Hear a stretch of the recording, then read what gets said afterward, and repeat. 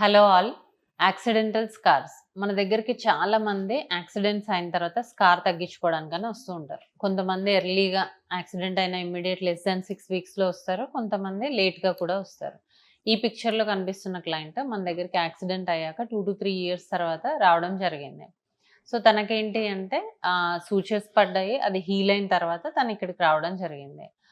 So, మనము దీనికోసమని fractional CO2 laser చేయడం జరిగింది. ఈ ఫ్రాక్షనల్ CO2 లేజర్ చేయడం వల్ల అది స్కార్ టిష్యూని బ్రేక్ చేసి, అక్కడ కొల్లాజెన్ ప్రొడక్షన్‌ని ఇంక్రీజ్ చేసి, నార్మల్ స్కిన్ వచ్చేలాగా చేస్తుంది. సో, ఎర్లీగా వచ్చిన వాళ్ళకైతే ఒక 1-2 సెషన్స్ మైల్డ్ స్కార్ ఉంటే గనక, లేదు లేట్‌గా వచ్చి చాలా డీపర్ స్కార్ ఉంది అంటే 5-6 సెషన్స్ కూడా పడతాయి. సో, ఇప్పుడు ఈ పిక్చర్‌లో కనిపిస్తున్న క్లయింట్‌ది మనం ఆఫ్టర్ 6 సెషన్స్ తర్వాత ఒక 90% ఆఫ్ ద చేంజ్ మాత్రం చూస్తూ ఉన్నాం. ఇంకొక 2-3 సెషన్స్ చేసుకుంటే ఇంకా కొంచెం రిజల్ట్ అనేది చూడొచ్చు.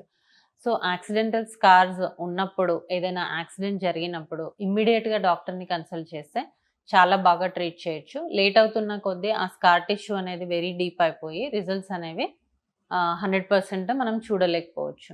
సో, మీకు గనక యాక్సిడెంటల్ స్కార్స్ ఉంటే మీ డెర్మటాలజిస్ట్‌ని కన్సల్ట్ అవ్వండి.